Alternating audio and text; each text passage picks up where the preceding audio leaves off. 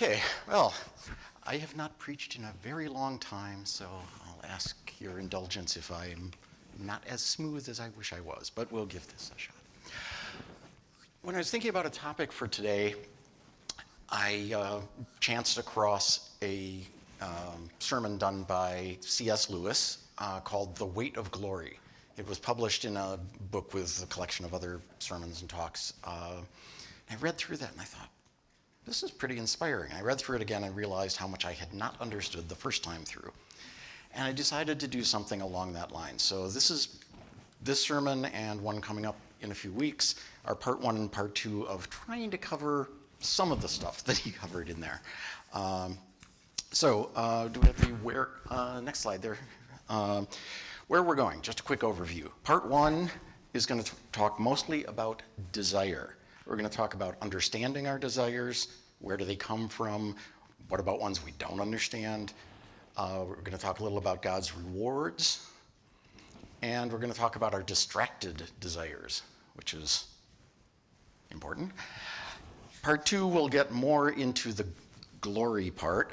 We'll talk about our journey towards heaven and heaven itself, and we'll talk about our fellow travelers. Okay, so I mentioned this is based loosely on a sermon by C.S. Lewis. Probably got a picture of him. Yep. Thank you, Ryan. That's C.S. Lewis. I decided not to wear the tweed jacket that was his trademark, but you can imagine if you like. He was a long-time atheist, very, convinced, outspoken atheist. At about age 32, he converted, largely through the efforts of his dear friend, J.R.R. Tolkien, a name probably everybody here knows. They were both professors at Oxford, doing literary kind of stuff. Lewis wrote about 30 books, mix of fiction and nonfiction. I'll read you a couple short passages later on from some things. Okay, so he starts out in The Weight of Glory talking about the difference between unselfishness and love. And he poses the question, if you asked a modern person what they think is the greatest virtue, at least his estimate at that time, it was a while ago now, he thought that 19 out of 20 people would tend to say unselfishness. May or may not be accurate these days, don't know. But he points out, well, unselfish is nice, that's a good thing, it's not a bad thing. But throughout history, Christians would mainly have put love at the top, right? That seems reasonable to me. And both of these center, though, around our desires. So, turns out God says to desire things. Desire the greater gift, says Paul in one place. Or in Psalms here, is that yeah, yes. I'm not going to be looking behind me because Brian's got it under control. Cool. So in Psalm 42, we got, as a deer pants for flowing streams, so pants my soul for you, O God. My soul thirsts for God, for the living God. When can I go and meet with God? So it seems like God really wants us to desire some things. And I mean, you could say that desiring to go to heaven is kind of selfish. It's centered on yourself. But I think that's a little bit of a stretch. What, though, does make a desire good or bad? Well, one of the things is what you're looking for in that desire. There are rewards for achieving a desire, something, and some are fitting and some aren't. So, for example, if we have a person who tries to love somebody else, but you discover that the real reason they're doing it is to get a hold of their money, okay? That's a noble desire, love, but it's aimed at the wrong target. The reward is not the fitting reward for love. Likewise, a soldier who is, in Lewis's context, fighting to achieve a peerage, to become a noble or to get a lot of cash or a lot of medals. Again, not the fitting reward. But heaven is a fitting reward for the things we are aiming at along the way to get there. Going to 1 Corinthians 2 briefly. No eye has seen, no ear has heard, and no mind has imagined the things that God has prepared for those who love him. So love is brought in here again too, but there's also this thing out there, this reward, that's a fitting reward for a life of love. Now, we can be in a situation where we have desires that we don't really understand. Imagine a young child playing with mud pies in a slum. Actually, you don't have to imagine because there's a picture up there. He's never been to the beach. He has no idea what the beach is. You come up and offer him a holiday at the beach. He might well turn it down saying, no, I'm just fine here. I'm having a great time right here. Why? Because he doesn't understand that the desire is deeper than mud pies, and that there's a reward which, if he only understood it, would be much more motivating, at least for me. Maybe you'd prefer mud pies, but I doubt it. He's going, in a sense, what's a beach? I don't know. It's not his or her fault. They would probably desire it if they knew what it was. And in this case, it's easy because if you can get them out there once, they'll probably immediately understand it and their motivations will change. The beach is someplace you can take them. And it's sort of its own reward, as long as he doesn't get sunburned or something. Have you ever missed out on something, though, because you just didn't understand why it might be good or that it would have a reward that you would really want? I think we've all done that. Probably most people have done it less than I have, but be that as it may. Okay, some desires you just don't understand yet. Other ones take growth to get there. If you've taken up any kind of a craft or art or music or something like that, that may look easy at first, and it's easy to desire that. You hear an inspiring piece of music and go, wow. Like, my sister is miles better as a musician than I am. She actually made her living at it. And I'd listen to her playing, and it's like, oh, jeez. And I'd plink along on my trombone, and not the same.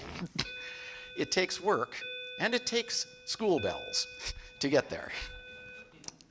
So we might not understand the reward yet. Okay, when she listens to a piece of music, she's appreciating a ton more than I do.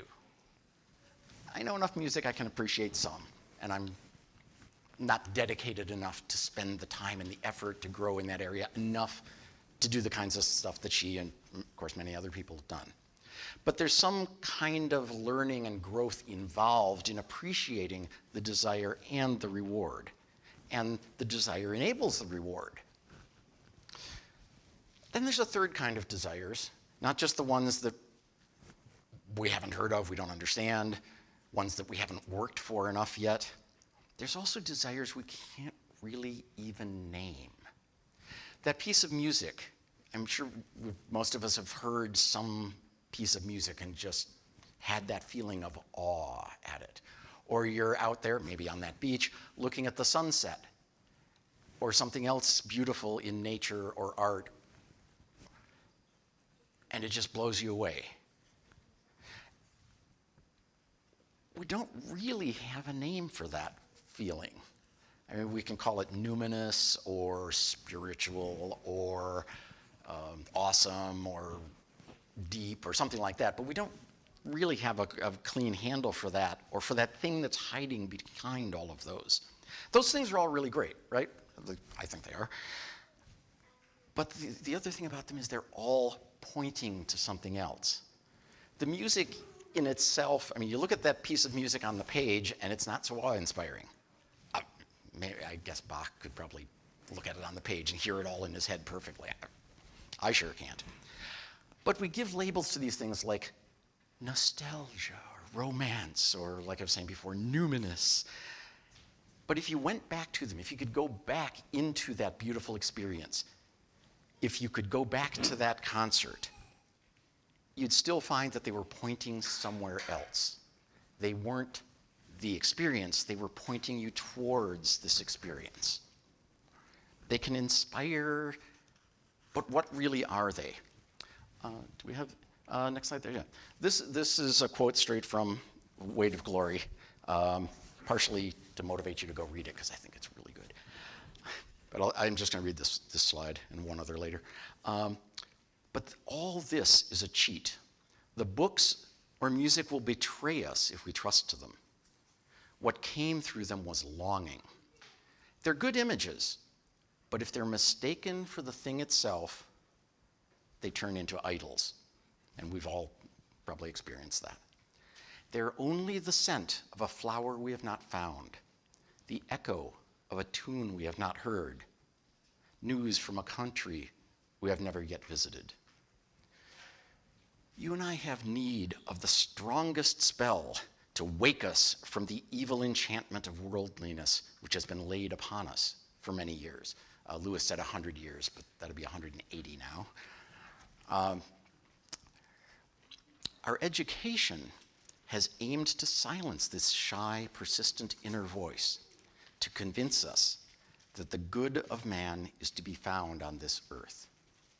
Now, Lewis here, when he says we have need of the strongest spell, he's not talking about a literal magic spell here. I think he's talking about an analogy for God's work in us.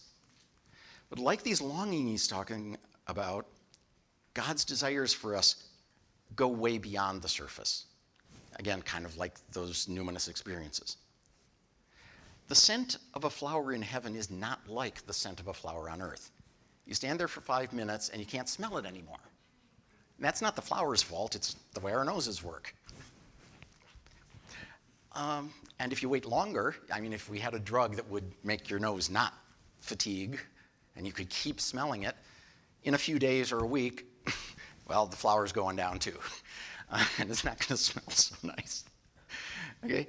The flowers in heaven don't fade, and our senses don't fade. And our senses aren't going to be limited the way they are here.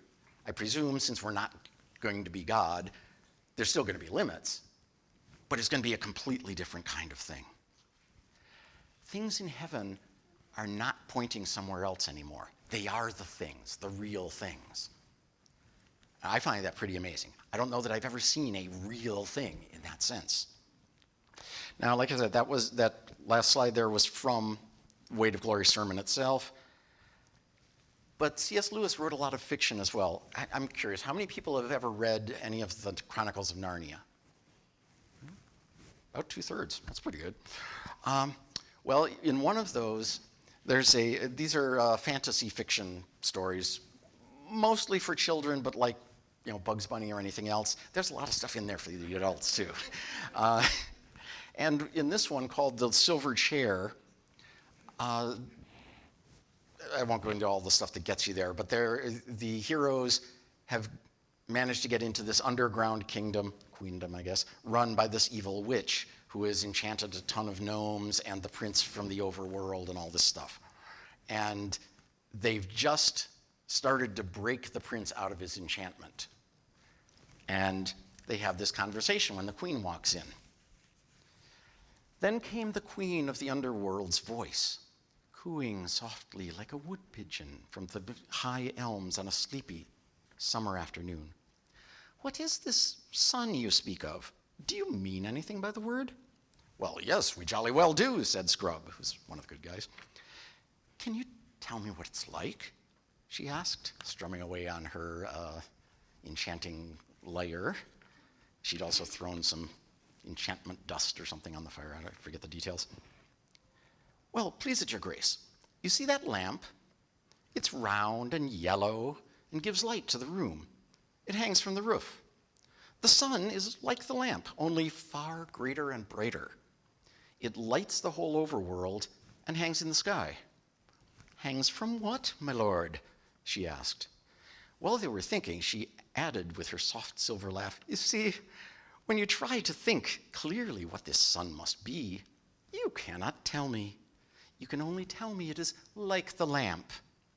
Your sun is a dream, and there is nothing in that dream that was not copied from the lamp. The lamp is the real thing. The sun is but a children's story." Well, I won't spoil it for you by telling you what or how they get out of this situation, but it's not a good situation to be enchanted by such a witch, or by the world. Heaven is not just a better earth. The world tells us several things about ultimate stuff and joy and numinousness and all these things I've been talking about. It says that what we can touch is all there is. It promises to make the world great eventually. Eventually. You don't say the eventually part until you push back a little. It's like, hey, this political system you've been advocating has been tried for centuries and doesn't seem to be doing it. This economic system, this way of life, they're all failing. But we'll get there eventually. It just hasn't been tried correctly yet, whatever the story is. But then if you still push back, they'll work really hard to keep you from ever thinking about the fact that it's going to end. If all of those political and economic and other systems came true and we were living in this amazing utopia, you'd still lose it. I'm old enough that I'm going to be losing it a lot sooner than some people in the room, and who knows.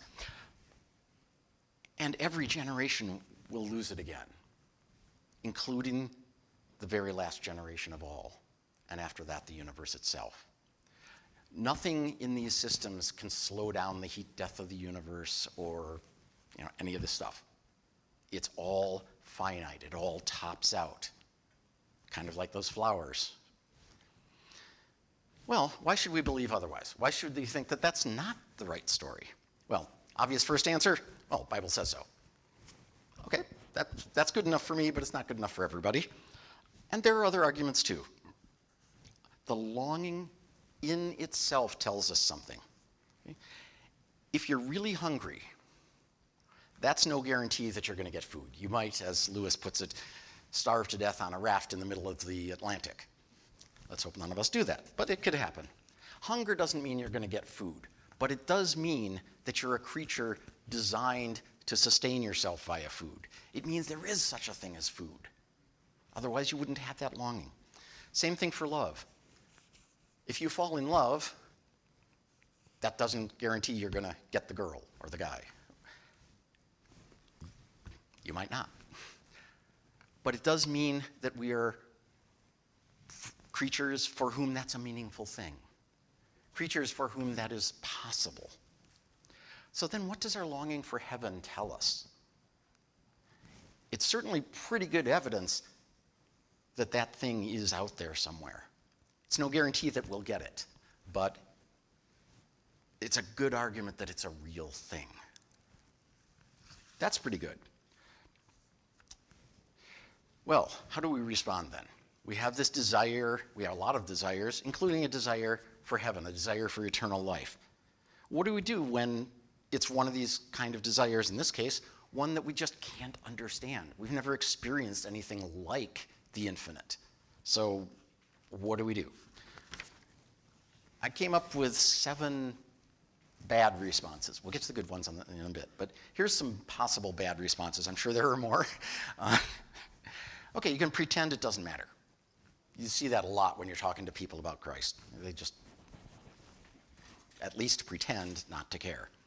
Well, you could call that laziness.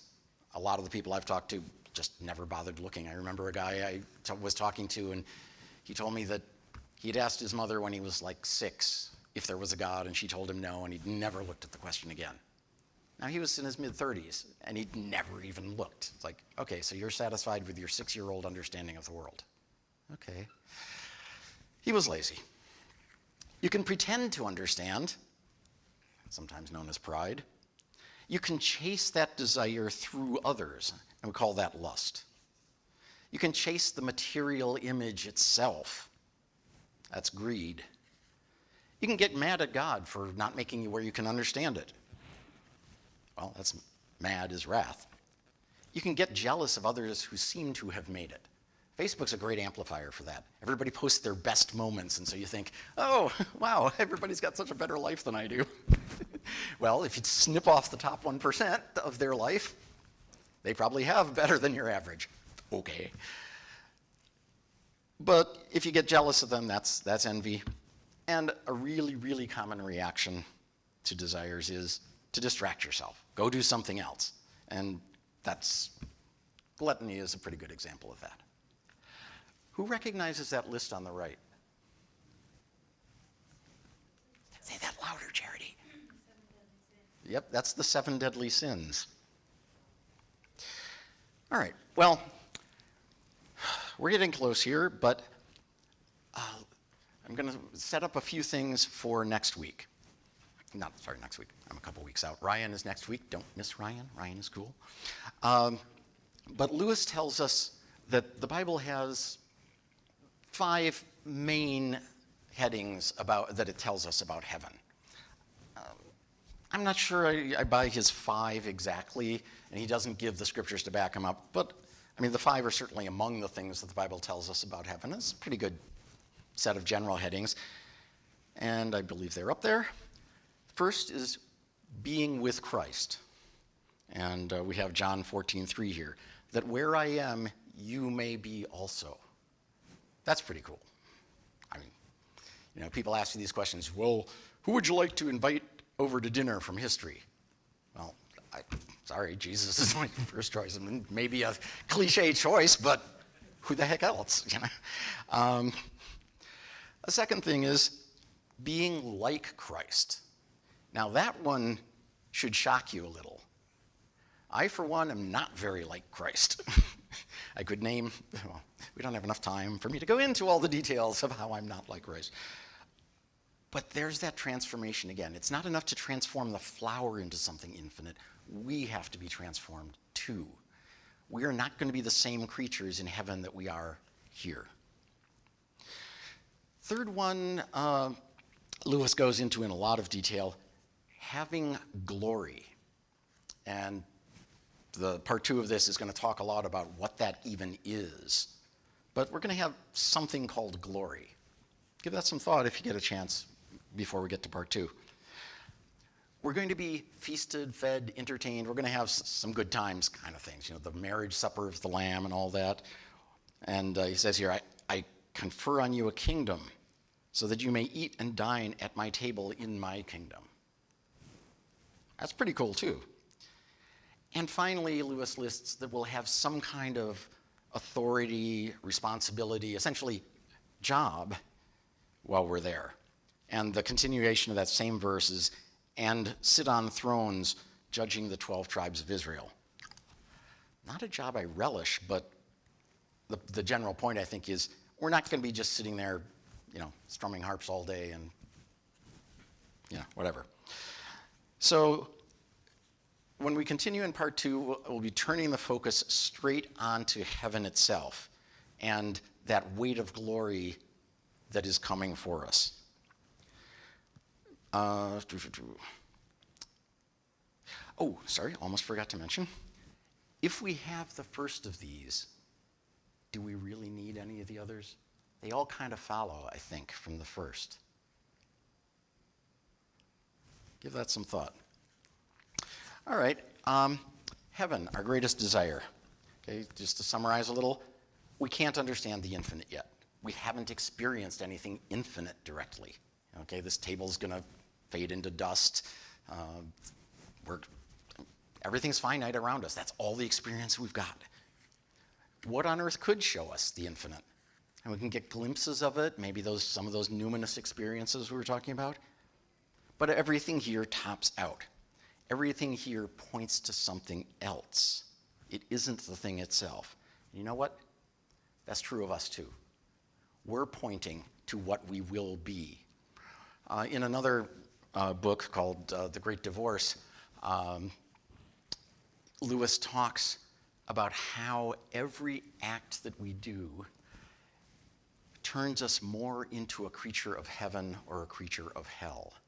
And if you keep extrapolating that out to infinity, you're going to have either some kind of amazing, glorious being, or you're going to have a horror.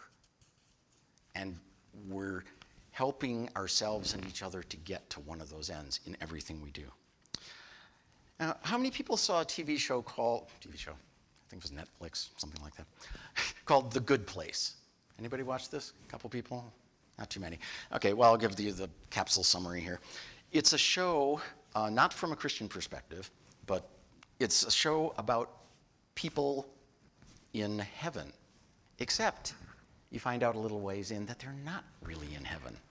They're in hell, and the demons are trying a new approach to torment.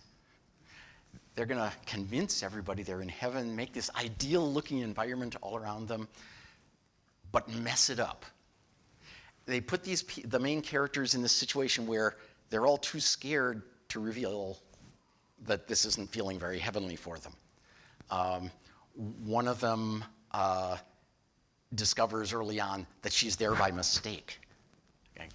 God made a clerical error or something. So she's afraid to let anybody know. She's trying to really keep her head down so she doesn't get thrown out. This plays with her head. And there's a lot of this kind of stuff going on. But this is the clever torment that the demons are doing to these people in hell who think they're in heaven.